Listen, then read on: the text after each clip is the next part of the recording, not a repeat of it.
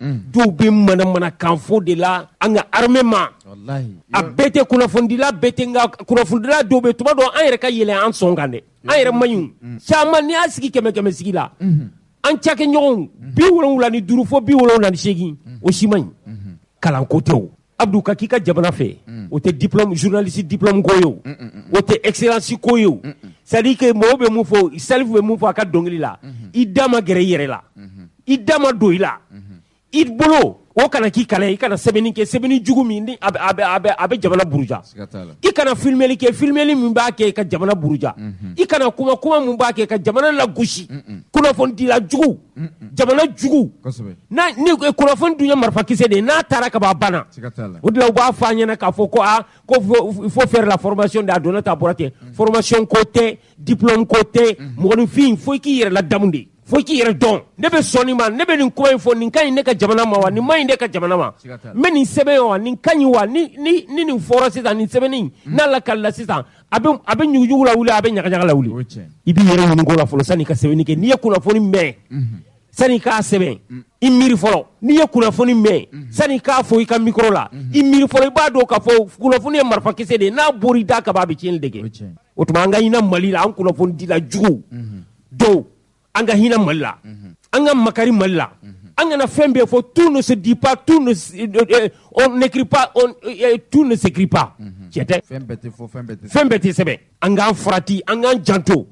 an kana fitinɛ wuli jamana in kɔnɔ kunnafonidila de b'i diya ni bɛɛ ye n'i ye kiiritigɛla bɔ yen kunnafonidila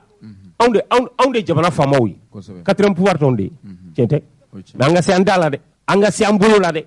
an ye filmeli ye an k'a dɔn an k'an ka fɛn mun filmer an m'an ka fɛn mun filmer an k'o dɔn dɛ an k'an ka fɛn mun bila bɔlɔlɔ kan an m'an ka mun bila bɔlɔlɔ kan an k'o dɔn dɛ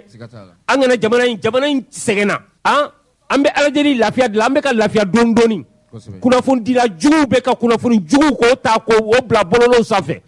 k'a fɔ radiyow la k'an ka armée la gosi nin tɛ Mali tabiya ye dɛ nin ye formation ko de ye nin tɛ formation ko ye dɛ nin ye ladamuni ko de ye ladamuni n'o tɛ formation caman kɛra o mais hali bi a kunnafonidila jugu u bɛ ka kunnafoni jugu u bɛ k'o sɛbɛn u bɛ ka kunnafoni jugu u bɛ k'o fɔ an ka armée ma o de y'a kɛ cɛkɔrɔba dɔ y'a fɔ ne ɲɛna ko maliyɛn bɛ yen maliden bɛ yen sɛbɛnfura bɛ caman bolo maliyɛnw tɛ dɛ u bɛ jamana kɔnɔdenw dɔ fɛn sɛbɛnfura bɛ caman bolo maliyɛnw tɛ dɛ ko maliden bɛ yen maliyɛn bɛ yen i y'a faamu o tuma an kunnafonidila jugu dɔw an ka hinɛ jamana in na u ka sabali an k'an ka faamaw lajɛ an ka ninnu lajɛ dɛ Abdou colonel Assimi ye ko dɔ fɔ a ko n'a jɛngɛra ale bolo o kɔrɔ ye a jɛngɛra Mali sifinnakaw bolo tiɲɛ tɛ o tuma an t'a lajɛ an k'a lajɛ an k'an kɔfilɛ an ka Assimi lajɛ k'a kumakan lajɛ ka Sogɛli lajɛ k'a kumakan lajɛ k'u ka comportement lajɛ u bɛ jamana in fɛ cogo min u ye Mali danbe segin a ma cogo min an kunnafonidila jugu dɔw an kana fɔ k'an bɛn'u buruja dɛ an kana fɔ k'an b'u buruja dɛ an k'an miiri dɛ n'i ye maliyɛn d'origine yɛrɛ ye i kunnafonidila n'i bɛ jamana yɛrɛ de fɛ i t'a la gosi dɛ i t'a ka armée la gosi dɛ tiɲɛ tɛ armée bɛ yɔrɔ min sisan an k'an k'u jukɔrɔma dondon de i y'a faamu ka dugawu k'u ye ka ɲangara fɔ k'u yɛrɛ s'il le faut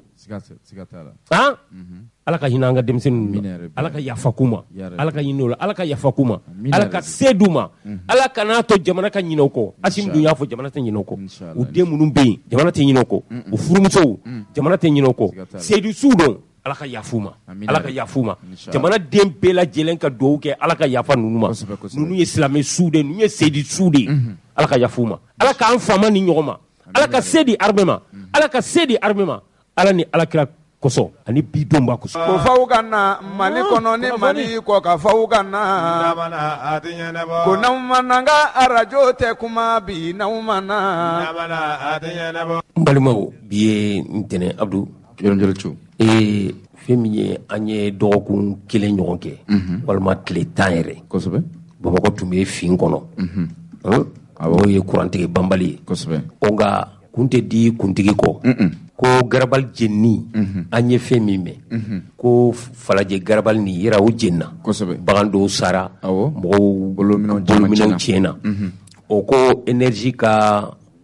poste de contrôle dɔw tun bɛ yen ko tasuma sera o ma an ye ɲininkali kɛ fɛn min fɔra an ɲɛna ko jinne a kɛra Bamako bilala fin kɔnɔ nka n y'a f'i ye cogo min kun tɛ di kuntigi kɔ fɛn min ye courant ni ji a ministre n'o ye Lamine Seydou Traoré a ye girin ka jɔ caman kɛ a ye laɲini caman kɛ yaasa courant ka se ka sabati donc a ye dakuruɲa 2 min sɔrɔ a bɔra a kumana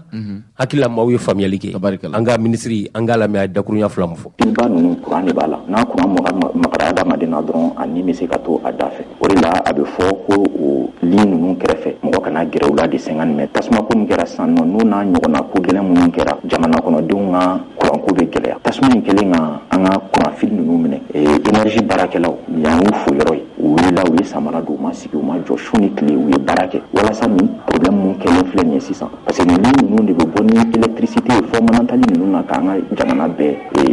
sɔn courant na u wulila k'u jɔ ka baara kɛ mais pour que ka baara kɛ an tun tɛ se ka courant tigɛlen to ten tɔ ka su bɛɛ kɛ ka tile 2 kɛ ko walasa baara ka ban donc an ye min kɛ an y'an ka groupe wuli k'a lajɛ courant bɛ se ka di yɔrɔ minnu na walasa olu ka bɔ funteni kɔnɔna la sɛgɛn kɔnɔna la an ye courant d'olu ma équipe continuera ka baara kɛ su tɛmɛna ten tɔ mais dugu jɛlen don o don yɔrɔ dɔw an b'a dɔn ni baara kan ka kɛ yɔrɔ minnu na an bɛ obligé ka courant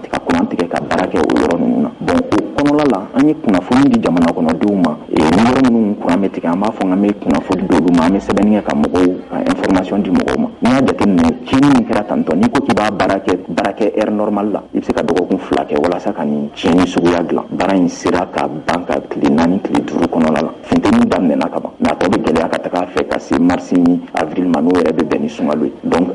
an ka matériel ninnu il faut que o entretien fɛnɛ ka kɛ mais entretien ninnu kɛli ye diyagoya de wagati ko de don ni machine ye wagati dɔ kɛ ka marcher i b'a lajɔ ka entretien kɛ n'i y'a lajɔ an bɛ mɔgɔw informer donc dimanche don ta kɛra ten tɔ an tun kan ka machine minnu bɛ Sebenikɔrɔ kɔfɛla la an kan ka olu lajɔ ka o entretien kɛ mais n'o lajɔra commune 3 ni commune 4 olu bɛɛ de bɛ ɲangi courant ko la mais an y'a lajɔ dimanche sɔgɔma joona walasa ka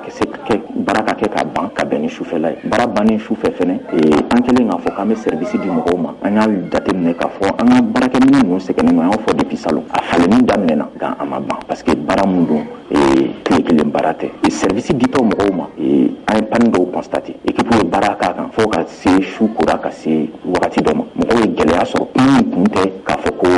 tiɲɛni ma kɛ tiɲɛni kɛra mɔgɔw ye gɛlɛya min sɔrɔ an bɛ yafa deli kɛ u fɛ a la n'an ye entretien kɛ sisan mars ni avril kɔnɔna la a bɛ lafiya lase an ka population ma courant tigɛ suguya min tun bɛ yen fɔlɔ an ye min ye dɔn sisan nɔ n'o tɛ kelen parce que a bɛ fɔ min ma ko délestage o ye an b'a fɔ courant caman t'an bolo ka di mɔgɔw ma mun b'an bolo a tɛ se ka di population bɛɛ ma ala barika la bi na cɛsiri kama o problème t'an na problème mun b'an na an ka matériel sɛgɛnnen don kuma dɔw la dɔw bɛ tiɲɛ n'u tiɲɛna mɔgɔw bɛ wuli u bɛ t'u dilan o dɔnnen don donc o panne ninnu olu de bɛ ka mɔgɔw sɛgɛn sisan nɔ an bɛ faamuyali cogo ɲuman ɲini mɔgɔw fɛ hali o yɛrɛ mun filɛ nin an b'an cɛsiri walasa caman ka se ka bɔ o la population mago bɛ mun na courant ka d'u ma an cɛsirilen don o la an ye labɛnw sabati an kɛlen don ka commande dɔw kɛ olu bɛ sira la ka na an bɛ mun fɔ maliyɛnw ye k'a fɔ ko hakilina foyi wɛrɛ tɛ an ka gouvernement de transition in na ka courant ko kɛ fɛn ye mun kan ka di mɔgɔw ma kana kɛ mɔgɔ si nege ye nka ka kɛ sababu ye mun bɛ se ka yiriwa sabati an ka jamana kɔnɔ ka jamana kɔnɔdenw lafiya an ka laɲini y'o de ye an b'a ɲini maliyɛnw fɛ u bɛɛ lajɛlen u k'an dɛmɛ nin baara in na an bɛɛ ka se ka vraiment an ka jamana in an k'a bɔ nɔgɔ la. ne baw ka na ka tiɲɛ fɔ malidenw ye nkaw ka na. Abdou nin ye minisiri ye dakuruɲa dama mun fɔ k'a da courant ko la n hakili la basigi bɛ ka na n hakili la u ye minɛn kura minnu fana san olu fana u bɛna olu don bɛrɛ la yaasa o baaraw bɛ sen na yaasa yelen ka to ka da kan Abdou an bɛ nin kalo min kɔnɔ ani kalo min dalen b'o kan sunkalo bɛna k'o la fo ka na don samiya kɔnɔ funteni bɛ dɛ maakɔrɔbaw yɛrɛ maa fa si bɛ san 70 san 80 fo san 90 Abdou tiɲɛ la an bakɔrɔw n'an fakɔrɔw olu funteni man kan dɛ maaw k'u hakili t'u la dɛ jiko hali n'a sɔrɔ ventilo tɛ maa min bolo ni courant tigɛra ka fenêtre fɛnw k'a dayɛlɛ la a bɛ tiɲɛli mun don olu kun a t'a dɔn denmisɛnninla maaw kun tiɲɛ tɛ o tuma maaw k'u hakili t'o la ni an bɔra yen fɛn min ye ira dɔn maliyɛn caman nisɔngoyalen don kiri bunako kan dɔw b'a fɔ ko kiri ma ɲa nka ne tɛ kiritigɛla ye e tɛ kiritigɛla ye an ka nɛgɛ karafe jurutigi tɛ kiritigɛla ye kiritigɛlaw de bɛɛ n'i ka baara nka minisiri ye hakili ɲuman sɔrɔ ka fara jɛkulu wɛrɛw kan hakili la farajɛ jɛkulu dɔw ka so dɔ jɔ ni i ka kiri boloda la ni kiri ma ɲa i bɛ se ka t'i ma kasi yɔrɔ min n'a bɛ fɔ o ma ko centre d'écoute u y'o koromukaro ni dɔgɔkun furancɛ in kɔnɔna na Kasonge fana ye dakuruɲa kelen sɔrɔ ka a ɲɛsi jama ma baara in a nana cogo di a bɛ kɛ cogo di jɔnw kan ka taa yen hali nɛgɛjuru siraw a bɛɛ lajɛlen fɔra an ka minisiri Kasonge an ka lamɛn. U bɛ se ka sariya taabolow dɔn bi u ka hakɛw u bɛ se k'u défend fana donc centre in numéro c'est le 80 00 22 46 n'i y'o wele i tɛ foyi sara donc maintenant juristes b'an bolo minnu sigilen don salle kɔnɔ bi i ka problème lamɛn ka i bilasira u bɛ kunnafoniw d'i ma minnu bɛ se k'i dɛmɛ a ko waleyali la donc maintenant ni partenaires taara fana ministère de bɛna continuer ka centre mɔgɔw sara pour que baara ka se ka continuer et puis min bɔra centre kɔnɔ o bɛ se ka ɲɛsin ministère ma pour que ministère k'a ka dɛmɛ don o affaires bɛ se ka teliya cogo min na parce que ni kiriko n'i y'a daminɛ n'a ma teli ou bien ni problème bɛ yen donc o fana bɛ mɔgɔw degun kosɛbɛ ministère bɛ fɛɛrɛ bɛɛ kɛ pour que kiriw ka teliya pour que bɛɛ ka se k'i ka hakɛ sɔrɔ donc maa si kana degun donc ni Ala sɔnna ma an b'o baaraw kɛ. lamɛnbaa jama sigi bɛ n'aw ma na ko faw ka na Mali kɔnɔ ni Mali kɔ ka faw ka na. Abdou CVJR kɛ CVJR o tɛ maa minnu tɔɲɔna siga t'a la kɔrɔfɛ kelen ka daminɛ yɛrɛmahɔrɔnya taara waati min san 1960 ka na se fo bi an bɛ don min na bi Muhammad de bɛ yen ni olu ye gɛlɛya sɔrɔ ni dantɛmɛ wale taara ka ɲɛsin ma kosɛbɛ bolofɛnw ma i bɛ ka se ka olu de lafasa baaraw la hakilina ni laɲiniw tɛ dɔwɛrɛ ye u bɛ maaw wele ka na u lamɛn kɔlɔlɔ jumɛn ye e sɔrɔ jamana kɔnɔ jamana binna e kan wa walima dɔ bɛ jamana kɔnɔ min binna i kan wa i b'i ka ko fɔ n'u y'a fɔ u b'a lamɛn u bɛ i fana bilasira ka taa n'i ye kiiri tigɛlamaw ka bolo kan min bɛ kɛ sababu ye i ni hakɛ min ka kan u ka segin ka d'i ma o de bɛ wele ko commission vérité justice réconciliation walasa bɛn ni basigi ni kolosuma u ka sabati an ni ɲɔgɔn cɛ olu de ka wulikajɔ kɛra sababu ye min ye funanŋɛ ni sifinnakaw a maa 5 millions ɲɔgɔn bɔɲɔgɔnko bɔlɔlɔw sanfɛ u ye olu la kunnafoniya bɛn ni basigi ni kolosuma sabatila jamana kɔnɔ o baaraw kɛra an ka jamana marabolo min bɛ daminɛ cɛmancɛ marabolo ka taa fo kɔgɔdugu yan fan fɛ fo ka taa Kidali o baaraw kɛlen kɔfɛ min ye jaabiw ye o de bɔra sibiri tɛmɛlen e tun bɛ yen kosɛbɛ i ye maa dɔw ɲininka n ye maa dɔw ɲininka an tɛ fara ɲɔgɔn kan k'u lamɛn kosɛbɛ. Ne tɔgɔ Tijani Togola, ne ye fondation Twindi baarakɛyɔrɔ ɲɛmɔgɔ ye. An ka wulada in na lajɛ kun de ye ka sifinnamɔgɔw jeunes fara ɲɔgɔn kan k'u informer CVJR ka baara nafa kan, c'est-à-dire CVJR ka mission objectif ye min ye, notamment n'an ye jateminɛ kɛ k'a fɔ ko n'i ye Mali jeunes ta 100 sara la, an ye enquête fɔlɔ min kɛ o 100 sara la, an ka jateminɛ taara sɔrɔ ka taa sɔrɔ fo jeunes 80 olu kun tɛ CVJR yɛrɛ ka nafa dɔn, u t'a dɔn min don. Donc an ye o de la an y'u sensibiliser bi an fɔlɔla région bɛɛ kɔnɔna na, région ninnu kɔnɔna na ani Mali yɛrɛ fan bɛɛ ala ni an dɛmɛbagaw sababu la, donc les acteurs médiatiques ORTM ani organe wɛrɛw o la an sera ka mɔgɔ 5 millions de sensibiliser Mali bɛɛ kɔnɔ. Et bi o sensibilisation in an bɛna kuncɛ yani niveau la an ye hakilina taara k'a fɔ ko min ye seko ni dɔnko notamment culture aspect ye o bɛ se ka kɛ sababu ye ka mɔgɔw fara ɲɔgɔn kan, o bɛ se ka kɛ sababu ye ka na ni bɛn a bɛ na ni kelenya ye, puis a bɛ mɔgɔw nisɔndiya fana. O de la an ye culture fana bi ka artistes wele u kana ka na dɔnkili da u ka silamuw kɛ cogoya min na ka éducation mɔgɔw informer CVJR ka mission na. Ne tɔgɔ ye commissaire Umar Asseyi Touré ye, n bɛ baara kɛ commission vérité justice réconciliation na, ne ɲɛsinnen don sous commission JAR ma. Sous commission JAR tɛ dɔwɛrɛ ye mun ɲɛsinnen don ka musow ka kuma fɔ, ka denmisɛnw ka kuma fɔ, ka mɔgɔ lujuratɔw ka kuma fɔ CVJR kɔnɔ. O tɛmɛnen kɔfɛ ɲɛsinnen don fana ni projet mun filɛ nin ye n'o ye Twindi ka projet ye mun ye ka jeunes impliquer u k'an dɛmɛ sensibilisation na mun b'a to mɔgɔw ka se ka CVJR lakodɔn k'a ka baara lakodɔn. Donc ne ɲɛsinnen don baara ma CVJR kɔnɔna la. Wulada in na lajɛ kun tɛ dɔwɛrɛ ye, c'est pour que a yɛrɛ ɲɛ bɛ funɛkɛninw de bɛ kɛnɛ kɔnɔ yan. A ka kan funɛkɛninw da ka don kuma in na parce que mun na kɛlɛ mun ye Mali sɔrɔ ka taa rébellion na ka taa coup d'état la a bɛɛ y'a lujura de kɛ bi n'i y'a jateminɛ anw yɛrɛ ka base de données na bi maa ba 25 000 n bɛna fɔ cogo di maa ba 25 o de ka déposition kɛlen don CVGR la n'i y'a jateminɛ o déposition kɔnɔna la o a camanba ye musow ni denmisɛnw ye donc a ka gɛlɛn k'a fɔ ko baara in bɛ se ka kɛ k'a fɔ k'olu tɛ se ka impliquer a kɔnɔ n'olu ma impliquer a la ça veut dire baara bɛ kɛ tɔka jɛ ye anw minnu bɛ ka baara kɛ bi anw bɛ taa mais funɛkɛninw de bɛ to Mali ɲɛsigi ye olu de ye donc a ka kan olu de kan ka impliquer a kɔnɔ pour que u ka se ka don a kɔnɔ donc a baara in kɔnɔ an bɛ Twendi fo kosɛbɛ parce que n'i y'a mɛn mɔgɔ an nana bi ka jeunes fara ɲɔgɔn kan a kɛra organisation mun sababu la a ka kan u ka fɔ olu ka baara peut-être que bi u bɛ k'an ka baara de kɛ an place la o baara in kosɔn an kan k'u lakodɔn an kan k'a ɲini k'a fɔ k'u jukɔrɔma tintiya kɔnɔ mun b'a to baara in bɛ se ka sabati bolo cogo min na partenaire minnu fana b'u accompagner an b'u wele halisa u ka continuer n'u ka appui ye ninnu fan fɛ parce que a yirala k'a fɔ jɛkulu mun don jɛkulu bɛ se ka ko kɛ mun b'a to CVGR bɛ se ka lakodɔnya a ka baara bɛ se ka lakodɔn ne yɛrɛ bolo k'a fɔ jeunes ye mun bɛ n bolo c'est que jeunes k'u jija CVGR la a y'a fɔ a ka kuma kɔnɔ ko jɔn bɛ se k'i adresser CVGR la o ye victimes de ye victime caman bɛ yen i b'a sɔrɔ surtout jeunes kunda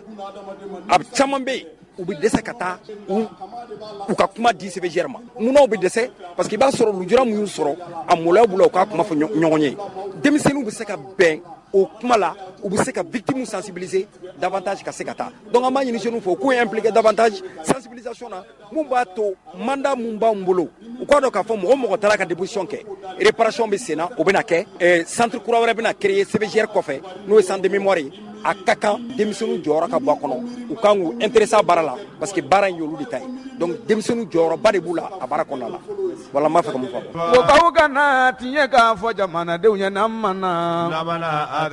ko aw kana tiɲɛ fɔ jamanatigi ye n'aw ma na Abdou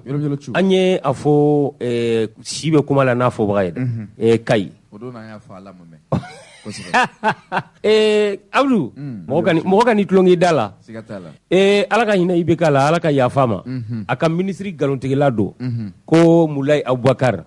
ale de taara Afrique du Sud ka t'i photo ta ni machine gogolo 5 ye ka tila ka na yan ani kunnafonidilaw u donna terrain kɔnɔ ka taa a don kama radio ɲɛta la ko ne ka taa Kayi ne ko ne tɛ taa ka da kan ko nin tɛ ko sɛbɛlama ye ne yɛrɛ ka dugu don nka n ye cɛ kumakan ye cogo min n y'a dɔn k'a fɔ ko nin tɛ ba ye wa ni kunnafonidilaw minnu b'a sɛbɛn minnu bɛ kuma u taara u munumunu jaw tun bɛ campagne de la deuxième mandat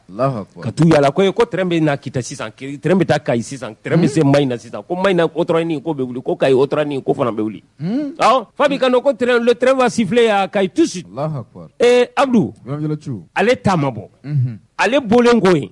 ministre wɛrɛ nana li nana o ma bɔ anw yɛrɛ jigi tun bɛ mun kan mun yɛrɛ an ka régional den ye Magafili nana Magafili ko k'ale nana ko je suis en terrain connu ale Mayina ka de o ale n'anw bɛɛ bɔ yɔrɔ kelen o ma ɲɛnabɔ Bandaw ka gouvernement na don de tun ye ministre des transports ye o fana nana ale Magafili de don a ma ɲɛnabɔ sisan madame Dambele Madina Sissogo o de nana général Dayiru furumuso ko ka terrain na wuli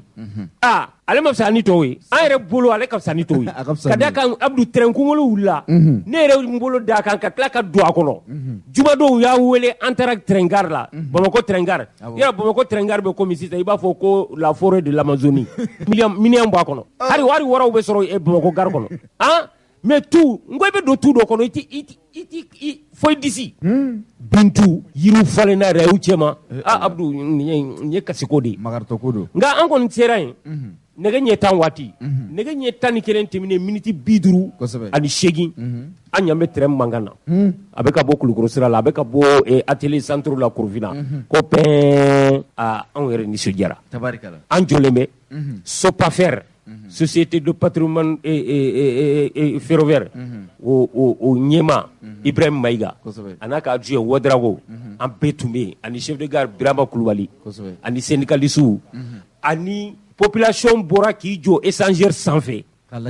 terrain nali a kɛra mɔgɔ kɔnɔ nkalon ye ka tɛgɛrɛ fɔ terrain nan'i jɔ cak an nisɔndiyara u ko nin kunkolo kelen ko nin wulila nka kunkolo filanan an ye kumaw kɛ an yɛrɛ donna terrain kunkolo kɔnɔ ka segin ka taa Korofina ka taa ɲiningali kɛ ala y'a kɛ an y'a sɔrɔ muso dɔw bɛ trembuli kɛ ko alima ni ala sɔnna sini sini de tɛ 8 mars ye basi la ni ala sɔnna 8 mars don an b'ale ka kumakan na tɛmɛ nka terrain jɔra tuma min ka bin fɔ mécanicien b'a kɔnɔ ne y'o ɲininka ni terrain kunkolo in tɔgɔ ani terrain bɛ boli waati min na an ka fara ɲɔgɔn kan an k'o lamɛn o ye bi ta ye.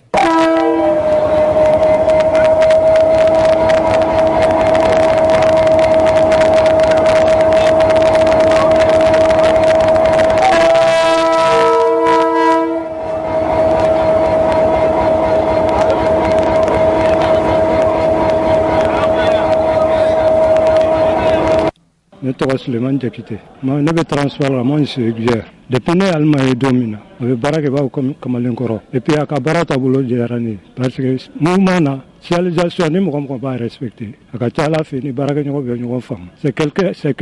a bɛ mouvement su et puis quand tu lui demandes d'arrêter sur le sang, il l'applique comme on le veut. Donc le mouvement ne te to quoi. Il va faire k'a jɔ yɔrɔ min na, tu le fais à temps. Maintenant finalement a bɛna jɔ i sagona yɔrɔ la. A 8 mars min bɛna le musow ka don don. A ka di an bɛɛ muso k'i pare ka bɛn a ma. Mais an ye cheminot de sa wari t'an bolo ka fini san ka d'an ka muso ma. N'o tɛ a don kɔni ka d'an ye. Bonjour, je m'appelle Suleiman Jakite. Je suis bien transport Bamako. Entre nous, la relation est bonne. C'est quelqu'un, elle travaille comme on le demande. Depuis que je les ai vus, on est parvenu à travailler ensemble. Et c'est quelqu'un qui applique les règlements à temps et au point convenable. Bon, à la conduite, elles sont au nombre de 2. La deuxième, là, elle aussi, elle fait comme on le demande. Mais comme je vois qu'elle m'a plus habile dans ses actions par rapport à la deuxième. Il y a 22,05 quoi. On bora gare Korofina quoi. Dépôt là quoi. Voilà, dépôt d'entretien à Korofina. Parce que mécanicien conducteur et trop. Moi c'est Sissoko Alassane. Je suis conducteur de train. Mɔgɔ bɛ se k'u hakili latigɛ sa de. Non sisan o y'o hakili latigɛ i n'a fɔ komi tigatulu. A y'a faamuya. C'est-à-dire adamaden de bɛ pressé quoi. Diɲɛnatigɛ ko o ko n'i b'a kɛ a kɛ ko ɲuman an bɛɛ bɛ ala deli o de la quoi. Fɛn min ye ko laban ta ye quoi. Donc sisan mɔgɔ bɛ se k'u hakili latigɛ terrain ko la quoi. Sɔɔni Bamako Kayi a circulation a bɛ daminɛ quoi. Bamako Kayi Kita Mayina bɛɛ bɛ dɔ sɔrɔ. Arajo sira bɛ tɛmɛ yɔrɔ o yɔrɔ fɛ fo ka taa se Bamako ni ala sɔnna sɔɔni a bɛ se yen quoi. I y'a faamu ko mɛn ta tɛ bilen quoi. A y'a faamu. I bɛ se ka layidu di mɔgɔw ma. Ne bɛ layidu di mɔgɔw ma. C'est-à-dire komi ɲɛmɔgɔ ko de don. Sinon n'i y'a dan ne ma sisan n bɛ dati di k'a fɔ nin don na. Ni kunkolo kelen dɔrɔn de wulila. Non ni kunkolo kelen dɔrɔn tɛ kunkolo filanan bɛ yen parce que baara o baara n'i kan ka taa ni ka segin de k'a la fɛn fila kan ka y'i bolo. Ni kelen bɛ sira kan kelen dɔ in bɛ to secours la ni gɛlɛya ye dɔ in sɔrɔ sira kan dɔ in bɛ wuli ka taa nɔfɛ. N'i y'a ye bi in na c'est-à-dire an bɛ makɔnɔni na filanan in o min kan ka bɔ k'o fara nin ka traitement o tɔ tora dɔɔni fitinin pour que o ka se ka fara nin kan an ka se k'an ka baara kɛ quoi. Ni kunkolo in bɛ se ka wagon joli sama. Bon an bɛ yɔrɔ min na sisan n'i ko ko k'a bila marchandise la marchandise wagon a bɛ se ka o 26 sama. Voyageur la ayi n y'a dɔn marchandise 26 bɛ ta yɔrɔ la voyageur kɔni a bɛ se k'o ta fo 10 ani kɔ. A y'a faamuya. Donc marchandise wagon ka girin ni voyageur ye siɲɛ 2 mais an mago bɛ voyageur de la an bɛ yɔrɔ min na sisan. Donc voyageur an mago bɛ voiture hakɛ min na Bamako Kayi a bɛ se k'o a y'a faamu. An bɛ fo. Abdou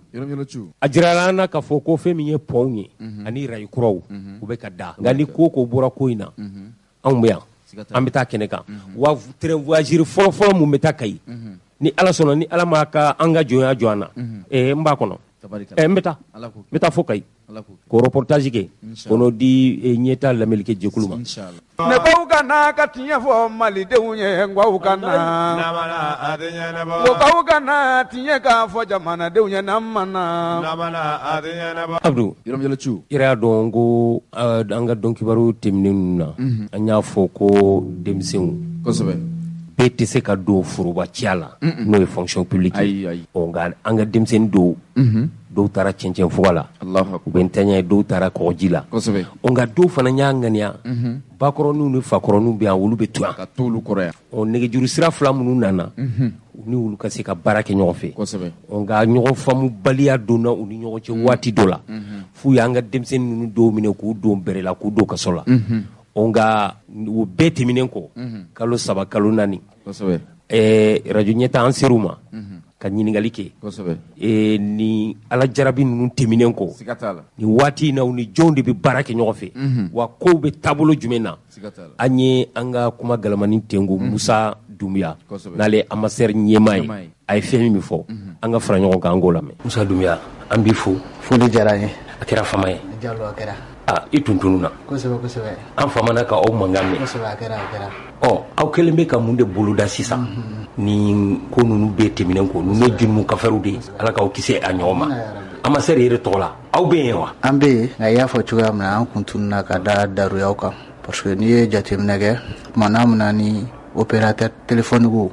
ani transfert mobile u ka concurrence n'u ka ɲɔgɔn sama kɛra sababuya ye ka an ka distributeur n'o ye point de vente ye k'u ka sɔrɔ tiɲɛ ni association jɔda ye mun ye ale bɛ fɛɛrɛ de bila sen kan pour que mɔgɔw ka na taa chômage la donc an ye o bolodaliw kɛ ala y'an dɛmɛ fo ka t'o ko in sabati o sabatilen an y'a ye an ka mɔgɔ dɔ ye problème sɔrɔ ka bɔ Orange yɔrɔ n'o ye k'u ka puce bloqué ka tila k'u ka wari ta u yɛrɛ halala donc kumana min na ni association ɲɛmɔgɔ responsable y'o mɛn a ma bɛn a ma parce que an ye mot d'ordre de bila mɔgɔw ye ɲangata sɔrɔ a kɔnɔna la o kelen kɔfɛ ni an ye Orange ladɔnniya k'a fɔ ko n'u ma mɔgɔw ka puce labila n'u ma mɔgɔw ka wari d'u ma an laban an bɛ taa baarabila la donc an ye lettre adressé o la ka préavis de grève labɛn k'a ɲɛsin Orange direction ma donc a bɛ i b'a fɔ grève in a ma bɛn o ma parce que u yɛrɛ ka faamuyali la u ka miiriya la an ye don min ta ka kɛ grève du 21 au 24 k'o tɛ don gansan ye olu bolo donc olu bolo sisan mɔgɔ wɛrɛw de bɛ ka anw bulola walima mɔgɔ wɛrɛ b'an ka ko ninnu kɔfɛ ka ɲɛsin Orange ma ka Orange ka sɔrɔ tiɲɛ o kɛlen k'o faamuya u yɛrɛ ka niveau la u ye affichage dɔw labɛn logo dɔw labɛn k'o bila réseaux sociaux sanfɛ ka ne ka numéro kala ka collectif de distributeurs d'Orange Money mɔgɔ k'olu fɛnɛ ka numéro kala olu ka président donc k'o bila réseaux sociaux sanfɛ ka tila ka taa n'o papier kelen ye tribunal la k'a fɔ ko anw ye olu ka logo utiliser ko droit d'auteur droit des voisins donc taara n'a ye commune 4 la o ye an minɛ k'an bila ka taa MCA la kalo damadɔ donc o de kun ye an tunu kun ye mɔgɔw ka faamu kun kun y'an tunu ani kun kun y'an mankan tunu o kun ye Orange ka bengani wale ye ka ɲɛsin ɲɛmɔgɔ fila ma n'o ye collectif des distributeurs d'Orange Money mɔgɔw ka président ye ani ambassadeur mɔgɔw ka président donc o waati de kun y'an tunu mais an m'an bolo jigin parce que kiri ni bɛ kiri la kumaw bɛ kumana a man kan o ka mɛida walima i man ka dantɛmɛ kuma fɔ parce que an bɔra liberté de kunna yani an ka lajɛya kiri fɛ donc kiri kɔni y'a jira k'a fɔ an nɔ minɛna kiri mun na anw nɔ tɛ o kiri la donc kiri y'anw lajɛya k'an kanna bila k'a fɔ ko nɔ foyi tɛ an nɔfɛ donc sisan i b'a fɔ i b'a kalama cogoya min na don ko don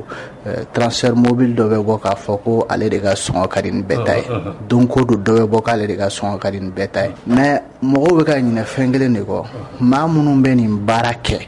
n'olu ye denbayatigiw ye n'olu ye dépensetigiw ye sɔrɔ de tɛ olu ye bilen donc o de kama an ye hali état interpellé k'olu ladɔnniya k'a fɔ ko fɛɛrɛ min bɛ da wari kan a man kan transfert mobile ninnu k'o minɛ bilen k'u b'o garder donc fɛɛrɛ ninnu ka di point de vente ma n'o ye distributeur ye olu yɛrɛ k'u ka fɛɛrɛ minɛ ka bila u yɛrɛ kun pour que u bɛ se ka nafa ɲɛ u yɛrɛ ye u bɛ se ka to baara kɔnɔ donc an y'o olu entamé ministère la bon baaraw bɛ en cours parce que n'i ye jateminɛ kɛ WOF ko n'i bɛ wari bila fu n'i b'a ta fu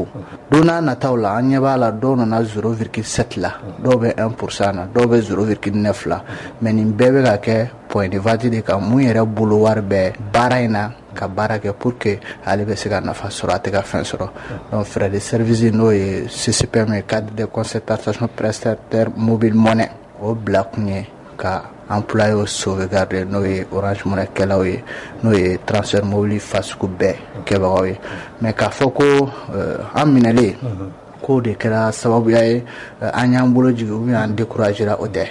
parce que kiri ko de don i b'a fɔ n y'a fɔ cogoya min na n'i da donna kiri la dɔrɔn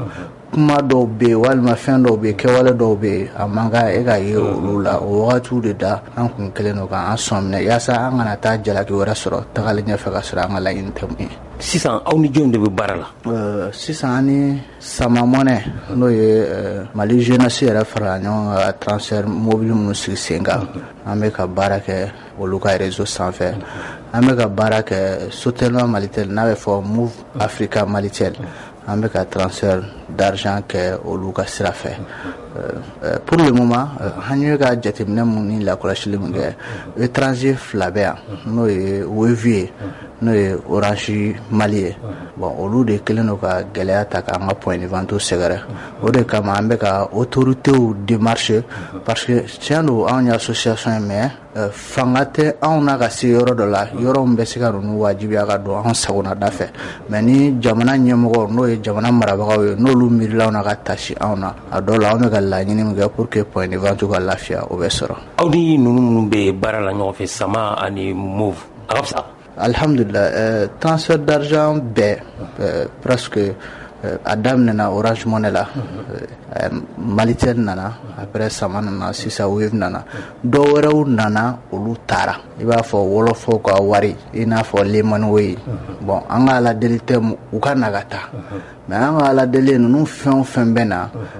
waati dɔ tɛmɛna mɔgɔw tun bɛ sɔrɔ de kɛ maintenant sisan sɔrɔ banna baara kɔnɔ ka da concurrence sababuya kan donc an ka laɲini ye nin bɛɛ ka sɔn point de vente ka baara kɛ ni frais de service ye opérateur ninnu yɛrɛ kana fɛɛrɛ minɛ bilen o de laɲini bɛ an bolo ka ɲɛsin autorité ma o de laɲini b'an bolo ka ɲɛsin Orange ni Wave ma wa o de laɲini b'an bolo ka ɲɛsin Sama ani Sotelma Malitel ma wa ni Ala sɔnna an bɛ baara la parce que an kan ka BCEAO saisi ani BCEAO kan ka sigi ka kuma parce que an ye mun mɛn laban na ni AMRTP ye consigne d'an ma ko il faut que ani BCEAO fana ka ɲɔgɔn ye an ka kuma pour que gɛlɛya minnu bɛ anw kan a ka faamu n'a faamuyara ko gɛlɛya caman bɛ yen an bɛ lafiya sɔrɔ la donc an bɛ ka o lettre fana labɛn an bɛ n'o adressé BCEAO la pour que an n'olu bɛ se ka sigi ka kuma fɛɛrɛ ko in a ka se ka to point de vente bolo opérateur téléphonique bɛɛ kan parce que BCEAO de ta ye transfert mobile monnaie voilà an b'o laɲiniw na. Musa Dumbuya i ye ambassadeur président ye i y'aw ka laɲiniw ni fɛn fɔ sisan i ka kumakuncɛ kuma ye jumɛn ani welekan laban jumɛn b'i bolo k'a ɲɛsin jama yɛrɛ bɛɛ lajɛlen ma? Tu an bɛ maliden bɛɛ fo vraiment kɛrɛnkɛrɛnnenya la ne bɛ an ka tɔndenw fo n'o y'an ka distributeurs ye parce que gɛlɛya dɔ bɛ anw baarakɛɲɔgɔn dɔw da la n'o ye u ka wari bloquelen d'u ka compte kɔnɔ u ka wari bloquelen d'u ka compte kɔnɔ o ma kɛ problème yɛrɛ jusqu'à présent u ka wari fana bloquelen d'u ka compte kɔnɔ an y'a fɔ Orange ye u k'u ka wari d'u ma u y'u ka wari ta ka b'u ka compte kɔnɔ mais u m'u ka wari sɔrɔ donc o mɔgɔ minnu bɛ yen an ka mot d'ordre minnu bɛ yen nin wagati la ka ɲɛsin Orange ma o de ye k'a fɔ Orange Money kɛla bɛɛ lajɛlen ka baara Orange Money jɔ parce que an jɛɲɔgɔn dɔw bɛ degun kɔnɔ donc ni Ala y'an dɛmɛ n'olu bɛɛ y'u ka wari sɔrɔ an b'a n'a jateminɛ k'a lajɛ ni o y'a sɔrɔ ani Orange kan ka sigi ka kuma yaasa anw bɛ laɲini mun kɔ u ka sɔn o ma pour que baara in ka kɛ bɛɛ lajɛlen sago ye mais n'u ma sɔn o ma k'a fɔ kɔni ko an b'a fɔ mɔgɔw ka baara kɛ ka sɔrɔ frais de service tɛ o tɛ se ka kɛ o kɔni anw ka mot d'ordre kelen dɔrɔn de b'an bolo n'o ye ɲinifɛn kelen dɔrɔn de b'an bolo o de ye ka baara kɛ ni frais de service ye mais ni wagati la an tɛ ka baara kɛ ni Wave ye an tɛ ka baara kɛ ni Orange Money ye parce que degun talen don k'an baarakɛɲɔgɔn dɔw sɛgɛrɛ olu ka sira fɛ. I Dumbuya. Chéri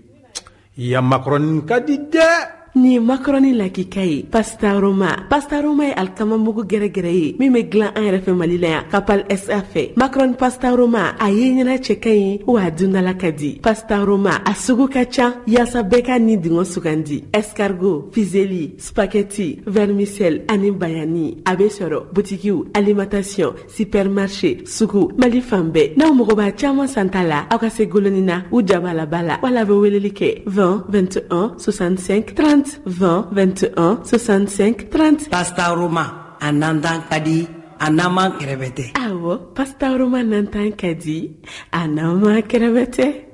ko faw ka na Mali kɔnɔ ni Mali kɔ ka faw ka na ko n'aw ma na n ka arajo tɛ kuma bi n'aw ma na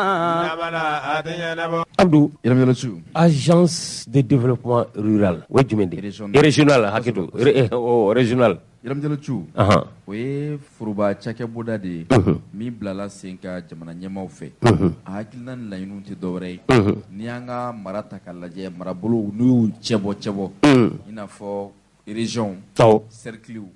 ani jamana faaba n'o ye district ye olu de fana bɛ dɛmɛ ta ka don merilakaw ma ani jɛkulu fɛn fɛn bɛ minnu bɛ se ka kɛ sababu ye ka sigida la taa ɲɛ olu ka baara fana bɛ taa o de kan hakili jagabɔw u bɛ kɛ u fɛ min ye ɲɛtaa sabatili ye sigidaw la dɛmɛ fana bɛ ta ka bɔ u yɔrɔ ka ɲɛsin jɛkulu fana ma i n'a fɔ mairie u n'a ɲɔgɔnna caman minnu bɛ se ka kɛ sababu ye ka ɲɛtaa la sabati sigida kɔnɔ o de bɛ wele ko agence nationale de développement durable ni maa caman b'a dɔn ADR la u ye baro sigi kɛ nin dɔgɔkun in kɔnɔna na dɔgɔkun furancɛ laban na kosɛbɛ a hakilina ni laɲiniw tun ye min ye an ka jamana faaba n'i y'a ta k'a lajɛ ɲɛtaa bɛ se ka sabati cogo di ale ni hakilina ni laɲini min yɛrɛ bolola Bamakɔ yɛrɛ lahalaya la u ye walawalali kɛ ka sanga ni u kɔɲɔw de ye min ye Amza Sidibe ye ale tun bɛ kɛnɛ kan an tɛ a ka laseli lamɛn Mahamoudou Wadije ne ye agence de développement régional du district de Bamako directeur ye ɲɛmɔgɔ ye sɔgɔmada in na aw tun bɛ lajɛ la i bɛ se k'a fɔ an ɲɛna lajɛ in a bolila fɛn jumɛn ni fɛn jumɛn kan baara jumɛn kan ka kɛ aw fɛ aw ka laɲini mun ye lajɛ in bolila an ka jamana yɛrɛ ye baara min confier agence la a y'a fɔ agence ɲɛna ko san o san ni san banna san min banna baara fɛn fɛn min kɛra an kan ka présenter an ka conseil d'administration ye san baara kura minnu kan ka kɛ san kura la fana an kan k'o présenter an ka conseil d'administration donc an kun b'o baara de la bi donc a kɛra an bolo nimisiwasa ye min y'a to minnu kan ka an ka baara kelenw kɔlɔsi u ka hakilina fɔ a kan olu ka se ka u dɔnyɔrɔ sɔrɔ an ka baara kelen na u y'an bonya u y'a yira an na fana k'a fɔ ko baara taabolo ka ɲi donc an ka continuer o sira fɛ a baara taabolo la an sera ka min yir'u la o de ye k'a dɔn k'a fɔ ko n'i y'a ye communew bɛ baara kɛ document dɔ de kan ka d'u ma a bɛ f'o ma min ma ko PDSEC o document in an y'u dɛmɛ pour que o document baara ka se ka lawaleya an y'a jateminɛ fana k'a fɔ ko projet dɔw tun bɛ Bamako bolo olu projet ninnu kun avancera ala ni bana jugu min donna sen kɔrɔ min ye Covid-19 ye ka tila ka Mali yɛrɛ insécurité ni problème minnu b'an kɔnɔna na minnu bɛ Bamako kɔnɔ ani minnu bɛ Mali kɔnɔ olu y'a to minnu b'a fɛ ka n'an dɛmɛ baara in na n'u ka nafolo ye olu ma se ka déplacement kɛ parce que u y'a jateminɛ k'a fɔ ko wagati ka gɛlɛn olu ma an y'o faamuya an ko min kɛlen don an t'o jɔ dɛ mais an b'an jɔ wagati dɔɔni ka se ni lafiya nana ni ko bɛɛ bilala u sen kan tuma min na a ka ca Ala fɛ u bɛ na kun jumɛn de la u tɛna parce que Bamako ka d'u ye dɔrɔn u bɛ na parce que Bamako ye place de ye ni mɔgɔ fɛn fɛn min b'a fɛ k'i ka entreprise développer n'i y'i sigi ka jateminɛ i bɛ na Bamako de ka n'i sigi parce que Bamako bɛ Afrique occidentale camancɛ de la n'i bɛ Bamako yan heure kelen kɔnɔna na i bɛ se ka taa capitale caman na i bɛ se ka taa Dakar i bɛ se ka taa Mauritanie i bɛ se ka taa Burkina i bɛ se ka taa Côte d'Ivoire o b'a jira k'a fɔ ko n'i sigilen bɛ Bamako i ka affaires bɛ Afrique occidentale kɔnɔna na Bamako ye sigiyɔrɔ ɲuman de donc mɔgɔw bɛ o jateminɛ o de kama ko Bamako ka d'u ye a kun ka d'an ye fana projet minnu kun boloda la an ka se ka nɔ b'o la n'o kɔni bɔr'u la mais nɔ min bɔra o tɛ se k'an permettre an ka se k'a yira parce que a kɛra papier ni fɛnw kɔnɔna de la fɔlɔ an ka kumakan sera min ma fana o ye entretien routier parce que bɛɛ ɲɛna ko sira fɛn fɛn bɛ dilan Bamako kɔnɔ ko mairie de bɛ k'a dilan en réalité texte y'a yira k'a fɔ ko mairie ka baara de don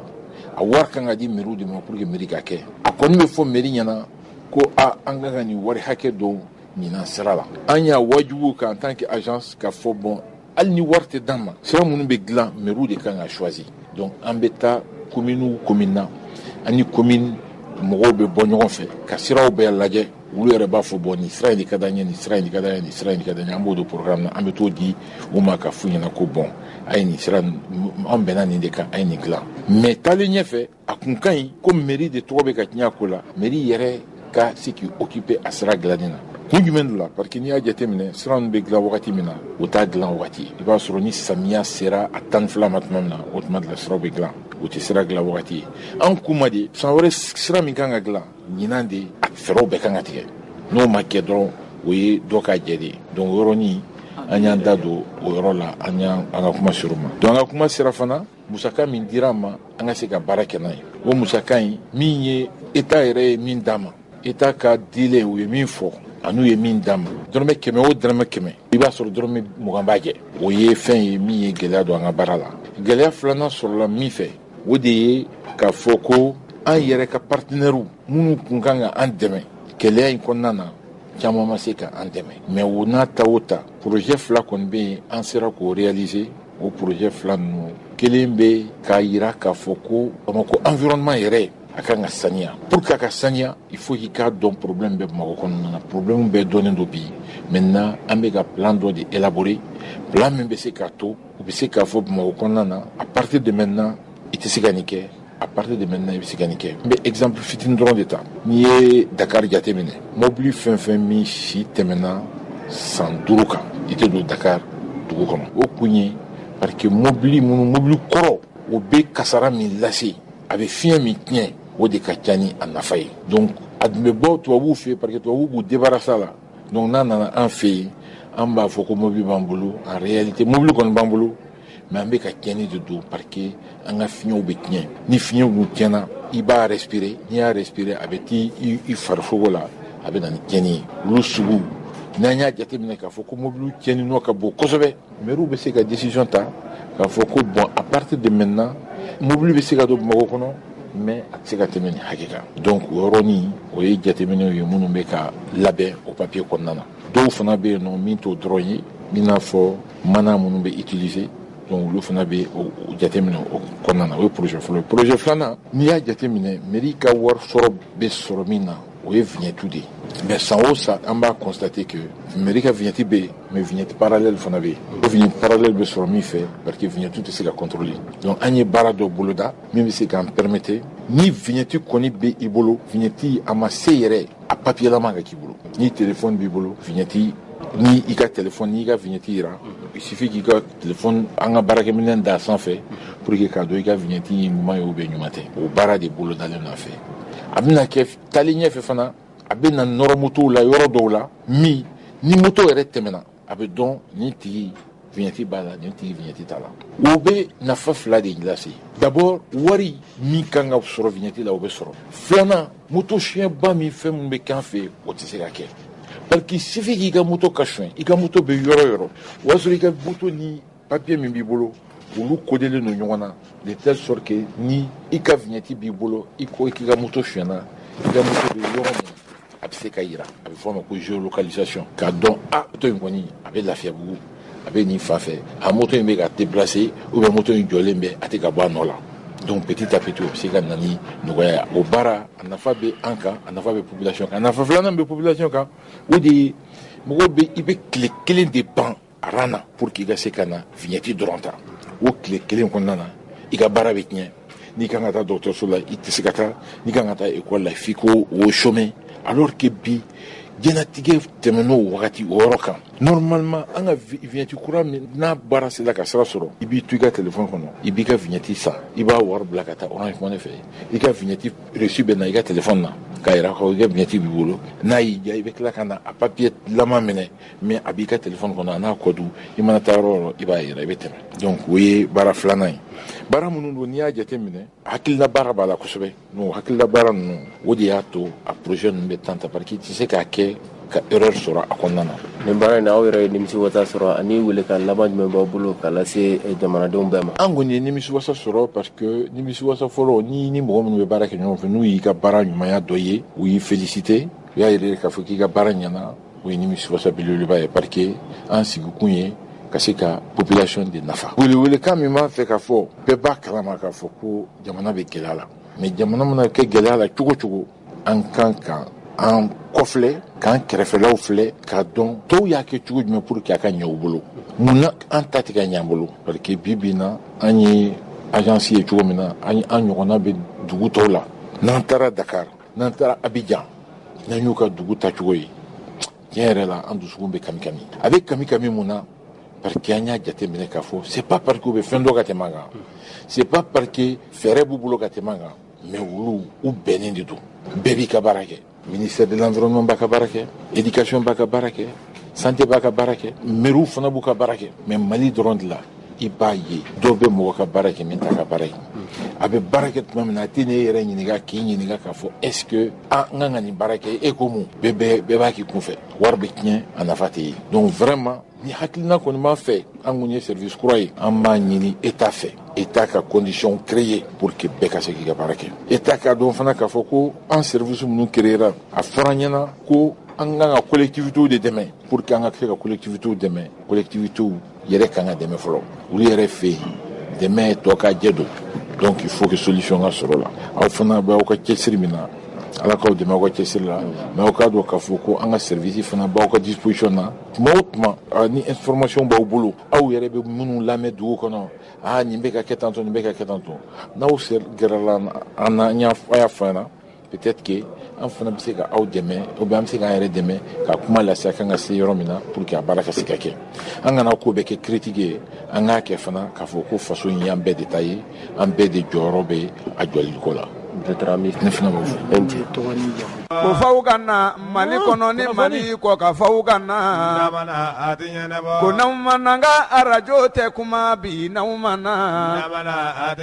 An balimaw Mali kɔnɔ marakaw ka faraɲɔgɔnka kulu dɔ bɛ yen n'a bɛ wele ko association Yɛlɛmani Dagakane o bɛ ɲɛta ko fɔ n'i ye nin jɛkulu in ta k'a lajɛ a bɛ san damadama bɔ u tun faralen don ɲɔgɔn kan min ye Yɛlɛmani marabolo a ɲɛta basigi a n'a kolosuma ye u ka se ka lasabati nka a bɛ waati bɔ bi an ye jateminɛw kɛ k'a fɔ ɲɔgɔn faamuya sabatilen tɛ ni jɛkuludenw ni ɲɔgɔn cɛ association Yɛlɛmani Dagakane tilalen don 2 ye bi nka walasa an ka se ka faamuya sɔrɔ nin ko in na jɛkulu in maa minnu kɛra sababu ye k'a dili don an ye wele bila a ma dɔ ma an bɛna ɲininkali kɛ ale la kabini association in a bilala sen kan ka na se bi ma gɛlɛya jumɛn de kɛra sababu ye ka se ka farafarali don association denw ni ɲɔgɔn cɛ n'i y'a mɛn Dagakane a bɛ ɲɛta de ko fɔ nka ɲɛta baaraw la ni farafarali dora a la a bɛ kɛ sababu ye ka maaw ɲugu an tɛna kɔrɔfɔ janya balimakɛ salamu aleykum warahmatula.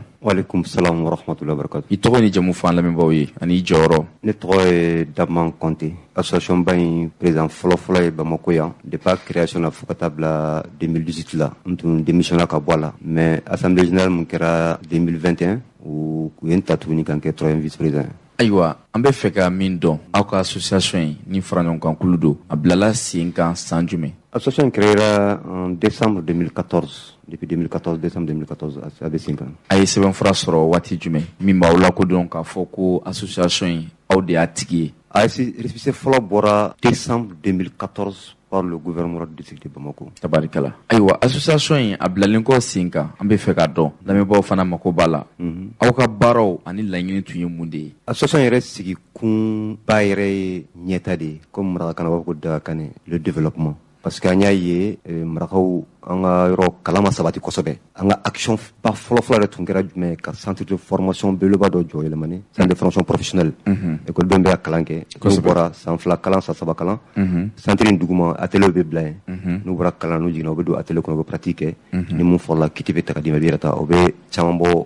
dɔnŋala taga in na. Kosɛbɛ kosɛbɛ. Ayiwa o tɛmɛlen kɔfɛ aw ye waleyaw ni fɛɛrɛ dɔw kɛ Yɛlɛmani marabolo kɔnɔna la min bɛ ɲɛtaa ko fɔ wa. Oui an ye action damadɔ kɛ yen nɔ tuka kane tɔ yen nɔ k'an to président la yanni n ka démissionné en 2018 kosɛbɛ an ye panneau san ka lumière don maternité kɔnɔ ye bon ka cahier san ka di écoledenw ma pour que encourager kalan ta fanfɛla la bon ka tila ka action de sensibilisation kɛ dans le cadre bolodi ɲɔgɔnma ma pour que don nataw kɔnɔna la an tɛ action baw poser. Ayiwa ka daminɛ san 2014 ka na se san 2022 ma an b'a jigiya k'a fɔ an tun ma gɛlɛya mɛn nka nin waati laban in na an bɛ ka mankan mɛn association in kɔnɔ an ye kunnafoniyaw sɔrɔ k'a fɔ association in kɔni a kelen bɛ 2 ye bi maa dɔw n'u ka fan maa dɔw n'u ka fan ne bɛ fɛ k'a dɔn e yɛrɛ bolo e min ye tɔnden mun de kɛra sababu ye ka se ka an se nin yɔrɔ in na bi. Merci bien. Yani n ko question jaabi i ye question jaba posé n kun ka fɔ an ye action minnu posé n tun ɲinɛna kelen kɔ an ye forage machine dɔ san ani tracteurw k'o bila ka taa pour que ka se ka baara dɔ kɔni o bɛ fara action dɔ kan bon i ka nin question in na mun ko fɛn kɛra fila ye non daga kane ma kɛ fila ye daga kane ye kelen de ye daga kane ye kelen de ye mais ni ko kɛra o bɛ diɲɛ kɔnɔ ko mana kɛ souvent ni minnu t'u yɛrɛ ye taabolo in kɔnɔna la se ka kɛ olu b'u yɛrɛ minɛ ou bien o fana b'u yɛrɛ kɛ a dɔ ye kosɛbɛ donc an t'o kɛ ko o daga kane wɛrɛ parce que pour être une autre association faut k'a sɔrɔ tu es légal min lakodɔnlen no fanga fɛ association foyi tɛ yen nɔ ni wolosɛbɛn fila b'a la comme adamaden bɛɛ n'i ka wolosɛbɛn kelen de don siga t'a la donc mais an y'a ye problème cayara association kɔnɔna la n'o ye kelenna nafa ɲiniyɔrɔw ye ka tila ka association kɔnɔna kɛ règlement de compte ye ka tila ka kɛ tɔgɔ ɲini yɔrɔw ye parce que action bɛ wuli u bɛ taa action dɔ baara dɔ kɛ dugu wɛrɛ la baara dɔ kɛra Bafilabe daga kane tɔgɔ la action dɔ kɛra Siratigi la daga kane tɔgɔ la action dɔ kɛra Boyingeli Jariso Ɲɔrɔ daga kane tɔgɔ la mais olu ma kɛ bɛnkan kɔnɔna la olu bɛɛ bɛ na ni fitinɛ ye parce que an ko le développement du secteur de yɛlɛmani ni action bɛ kɛ je pense que mɔgɔ bɛ sɔrɔ yɛlɛmani minnu mago bɛ nin ko la parce que olu de b'u ka wari bɔ olu b'u ka déplacement kɛ mais n'a taara ka taa yɔrɔ wɛrɛ a tɛ komi olu na man kan dɛ a ka ɲi a baraji ka bon mais hali saraka bɔ la n'i b'a di mɔgɔ ma a kɛ i ni mɔgɔ min ka surun nafa ka bon donc olu action caman yi nana ni dusubɔli ni ka funufunu ɲɔgɔn kɔrɔ ka tila ka kɛ ka don politique ko yɛrɛ la fo ka don fo an kan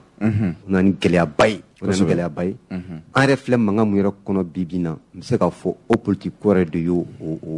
lawaleya donc an bɛ se k'a dɔn sisan k'a fɔ mankan min bɛ association daga kɛnɛ kɔnɔ sisan min kɛlen bɛ farafarali sababu ye a jubaju o ye politique ko de ye jubaju wula politique ko de la politique ko suguya jumɛn député sigi minnu tɛmɛna kɔsa in na ko assemblée cira ko ma tɛmɛ 3 mois kan député sigi min na Mamadu Awa Gasama y'a jira k'a fɔ ale tɛna sen don kalafili koɲɛw la voilà ala y'a kɛ o bɛ kɛ waati min na o y'a sɔrɔ ne démissionnera ka bɔ ne tun tɛ démissionnera k'o ye candidat fila de ta yɛlɛmana ye jamana ba naani de Gidime Jafunu Kaɲaga Tiringa donc Kaɲaga ani Jafunu olu de candidat kelen kelen bɔ kosɛbɛ bon Gidime ni Kaɲaga olu sen bɔ a la pour que mankan kana wuli Kaɲaga candidat o de ye Demba Traoré Jafunu ta o ye Bukari Hawa Sakɔ candidat in bɛ ta waati min na furufuruni tun b'a ani Bakari cɛ kosɛbɛ Bakari Jambu donc parce que ale o tun tɛ Bakari ka choix ye mais a ka jamana de y'a ta Kaɲaga bɛɛ de jɛra kan k'ale ta donc on est obligé quand même ka taa n'a ye bon u passelen na u donna assemblée kɔnɔ maa minnu ye kalo 3 dɔrɔn kɛ wasabulon kɔnɔ voilà u donna assemblée kɔnɔ o kalo fɔlɔ yɛrɛ Bakari ni Demba ye mankanmisɛnninw daminɛ parce que ni assemblée sigira ka ban il y a une question de groupe parlementaire bon Demba ale bɛ RPM na ale bɛ majorité la Bukari Hawa Sakɔ ale bɛ Maraka donc il paraît que comme y'a fɔ waati y'a sɔrɔ ne tun t'a kɔnɔ Bakari Jambu de ko Demba a ka bɔ RPM na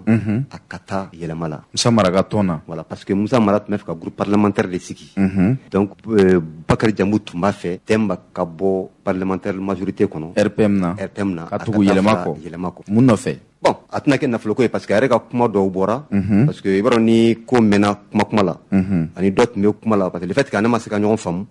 Demba masomamɔgɔ bɛ a y'a se k'olu fana wele dibi la u ka kuma Demba fɛ ko député ka taa mara fɛ yen wari bɛ assemblée kɔnɔ la n'i taara ni député dɔw bɛ député 100 millions dɔw b'a 140 millions o seereyaw bɛ aw bolo wa o kumakanw bɛ o kumakanw tilal'u la de quoi o kumakanw tilal'u la aw y'o kumakanw ninnu sɔrɔ wa o kumakanw bɛ bɛɛ bolo a bɛ yɛlɛmana bɛɛ bolo sisan tabarikala i m'a faamu wa o kumakan tilalen na a taara réseau sanfɛ u ka muso yɛrɛ girinna ka wuli u solila ka wuli ko k'a ye wuli a ye wuli audio dɔ tilala Bakari la a taara réseau sanfɛ bɛɛ ka supprimer Allahu akbar bon mais c'est déjà parti o kɛlen na Demba ko Bakari ma a ko mais mɔgɔ tɛ bɔ fanga kɔnɔ ka taa fanga ɲinina nɔfɛ ayi o tɛ kɛ fiyewu ko ne bɛ RPM ne bɛ majorité de kɔnɔna la comment toi tu veux que ne ka bɔ majorité kɔnɔ avec plus de combien de députés ka taa mɔgɔ nɔfɛ député 3 bɛ mɔgɔ min nɔfɛ kosɛbɛ ko hakili to ta mankan wulila la ɲɔgɔn sama wulila ala y'a assemblée yɛrɛ nana ci donc assemblée cilen na nin sugu la ni politique ko t'i kɔnɔ i b'a to yen de fo ni jamana yɛrɛ collège électoral convoqué don min na kuma wɛrɛ fɔra kalafili voilà n'o kuma fɔra waati min na kuma bɛ wuli tellement que ale pressero la nin ko ninnu kɛra dɔrɔn paf a wulila a ko bon ko Kaɲagakaw ma a ye candidat min d'an ma n'o ye Demba ye a y'anw janfa an t'a fɛ tuguni a ye candidat wɛrɛ ɲini ka d'an ma an b'o préparer yani élection wɛrɛ cɛ Demba ko me kanyaka ko me ko ne kuma ba de ako e ko Demba mai aya aw janfa kanga mo gore de amma ambe fika don ay mundeke ay mun kelene ke très bien o yake chuga nyumai 3 mois kalo saba kanyaka ma se ko jabi soro mais dongodo amanga me wuli anana ke fo ay murbo le président même o fona kele association président ba re no murbo nene dukure président bari do association hakna bora ale fanala abe bo gori voilà ko fe atla kana vice président fana no Bagui Traoré ko fana kele parce que Bagui Traoré aline Demba me bo dukure na le fait que ni ko be kake Bagui te ka bo kale défensita ok Bagui président ni donc o fana kele ko sabe bon Bagui ko no kat se ka ben Demba mo fo tiere wa bulu mo te bo fanga kono kata fanga ni na ay o te ke fiu ko ne se ko de magalonka donc o kono la comme système kelembe mo fam association na ya bara beke ni WhatsApp ndi c'est un moyen de communication lui il est administrateur clé balé bolo ale de kira sababu ka groupe blasinga walma ale de mogoye mogo be se ka mogo do groupe la be se ka mogo boala pour mogo ba se ka famille ole administrateur ye munu be mogo la do munu be mogo la bo mo fana groupe ba dama mais a farlembo mogo fana kan a famna 600 ale mogo de abe bureau be kono abe administrateur la abe groupe ba be sans fait tabarikala donc o kono na ke tellement ka beaucoup na donc nale mogo sama ka bo groupe sans fait donc était association na tuguni ako dinte association sariya donc comme au kera ou morbo labo association tigi bayere yali labo groupe sans fait on a Bagui Traoré fana labo groupe sans fait donc kotrati donc pour eux avec la communication qu'on a là il a trop président Bora vice président Bora donc association nyema ani nyema danka olu be bora voilà groupe le kora u bora association na olu ka famille donc you tour là maintenant ka to sigi don la ka lycée d'Odlan ka bureau d'Odlan ani ka PV d'Odlan ka ta déposer gouvernement là ku ye assemblée générale ke ku ye bureau dossier au bureau là ye Bagui ke président ka le ke vice président parce que folla titre tinta la tinta bureau kono Bakar Jambu voilà ta la bureau la sécurité joro kunte Bakar Jambu la association daga kane kono porte-parole association ga kuma la sela de kono voilà mais poste table bureau là donc maintenant a ye nin kɛ pour que a ka se ka poste dɔ sɔrɔ o tora déposé u k'u ma ko non papier ninnu ma dafa a nana récépissé o kɔnɔ la o y'a sɔrɔ Moribo Nɛnɛ tun ye certificat de perte kɛ parce que an tun ye récépissé ɲini a tun ɲɛma tun na Moribo Nɛnɛ ni Bagui yɛrɛ taara certificat de perte dilan o kɛra a bɛ san kalo caman bɔ yanni ni mankan cɛ ka taa a déposé k'a fɔ k'an bɛ i ka taa ɲini sɛbɛnfura papier min bɛ association lakodeni o kun tunna mais o waatiw kɛra ka sɔrɔ ni mankan ninnu ma na association tigi Moribo Nɛnɛ Dukure ale tun taara sɛbɛnfura dɔ don fanga tigilamɔgɔw yɔrɔ walasa u ka se ka sɛbɛnfura d'olu ma min bɛ fɔlɔfɔlɔ in jɔyɔrɔ fa kosɛbɛ ala y'a kɛ o papier tun dilanna mais a tun ma déposé a bilalen b'u bolo a mɛnna fo ni mankan nana don a la kosɛbɛ ni mankan nana don a la ale ni Moribo tɛ ɲɔgɔn kan fɔ ani Bagui tɛ ɲɔgɔn kan fɔ donc ale hakili jiginna a ye dossier min bila gouvernement la fo ka to activer pour que o ka se ka légaliser ale ka se ka ninnu place ta a taara o certificat de perte ta k'o ladon gouverneur bɛ Moribo de dɔn a y'o ladon gouverneur ka lettre filɛ nin a copie filɛ nin ɲɛ b'a la n y'a ye gouverneur de ye lettre sɛbɛn k'a adressé Moribo la kosɛbɛ k'i ye papier mun ladon papier in si janya kalo 3 de o tɛmɛna ka ban o tɛmɛna papier in tɛ se ka baara kɛ tuguni ko taa kura wɛrɛ dilan k'a ladon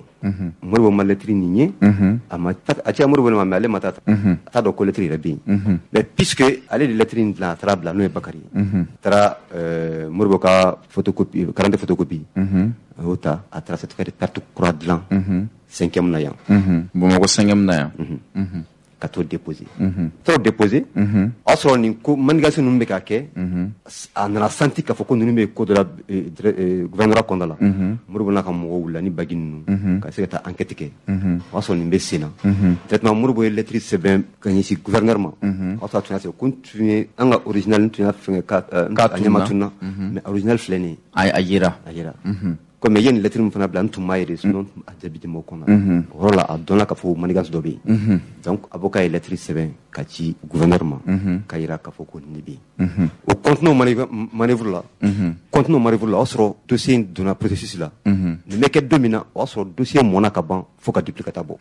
duplicata bɔra Bakari y'a ta a y'a ta don min na a ye yɔrɔ site sanfɛla bɛɛ kɛ nka o y'a publier fan bɛɛ fɛ muru wɛrɛ dabali banna bagi dabali banna u la ka taa enquête la o duplicata yɛrɛ fana sɔrɔla cogo min na mɔgɔ bɛ gouvernorat in kɔnɔna la n'olu sen b'a a manigance la gouverneur t'a kalama kayi gouvernorat la ayi Bamako yan yɛrɛ préfet b'an bolo tabarikala ni préfet b'a bolo ka ban siga foyi t'a la fɛn bɛɛ bɛ fɔ an bɛ radio de kan fɛn bɛɛ bɛ fɔ a ma jɛ i ka nkalon da mɔgɔ la sinon i b'i yɛrɛ de kungo gɛlɛya siga t'a la i bɛ fɛn mun fɔ i b'a fɔ avec tête haute parce que i bɛ ɲininka yɔrɔ yɔrɔ i b'a bɔ ka da ni sariya b'i bolo ka ban siga foyi t'a la an ka taa donc o ko kɛra ten u wulila ka nin démarche bɛɛ kɛ Modibo y'a ye sisan maintenant nin ko bɛ cogo min na il faut que je provoque une assemblée générale extraordinaire ka nin ko bɛɛ rétablir association tigiba yɛrɛ ale y'a laɲini ka association denw bɛɛ wele ka sigi voilà parce que o y'a sɔrɔ yɛlɛmani yɛrɛ fana kɔnɔna la association misɛnnin caman bɔra nin na ni hakilinaw tun ma ɲɔgɔn ye nin kɛra ni bɛnbalani sugu dɔ ye Modibo ye assemblée générale convoqué conformément au statut et règlement i n'a fɔ sɛbɛnfuraw b'a fɔ cogo min na comme bureau ba yɛrɛ kɔnɔna la minnu tɔgɔ bɛ bureau la bɛɛ ka boîte email bɛ yen bɛɛ ka numéro bɛ yen convocation in a y'a bila bɛɛ ka boîte email la o de y'a kɛ cogo ye ka tila ka communiquer sur la radio ka tila ka sur les réseaux tout mɔgɔ caman yɛrɛ ka email répond kosɛbɛ mais n'i tɛ bureau kɔnɔ i tɛ se k'a sɔrɔ n'i tɛ bureau kɔnɔ i tɛ se k'a sɔrɔ ayi t'a sɔrɔ mais i kɔni b'a mɛn parce que yɛlɛmani bɛɛ invitera avec la communication bɛɛ bɛ na siga foyi t'a la ala y'a kɛ an tora o 31 na yanni o don cɛ Bakari n'a ka mɔgɔw dɔw b'a la an ka taa dɔw b'a la a y'an kana taa siɲɛ fɔlɔ ko k'an ka taa an bɛ taa boycotté siɲɛ filanan ko non an kana taa yɛrɛ parce que an tɛ nin kɔni u yɛrɛ ka mɔgɔ dɔ y'a fɔ an ɲɛna a tun bɛ baro la dɔ fɛ k'olu y'u ka conseil juridique ɲininka ko est ce que nin ko bɛ cogo min na est ce que an kan ka taa wa o yɛrɛ ɲɛ b'a la a convoqué cogo a ye sariya bɛɛ batu siga t'a la o de y'a kɛ cogo a ko wajibi don a ka taa n'an ma taa dɔrɔn a y'a yɛrɛ bɔ association na o ɲɛ b'a la sariya kɔni bolo y'a jira u kan ka taa di mais a bɛ mun kɛ bɔla ka tribunal la yɔrɔ jumɛn tribunal commune 5 tribunal la baara in kan ka kɛ le 31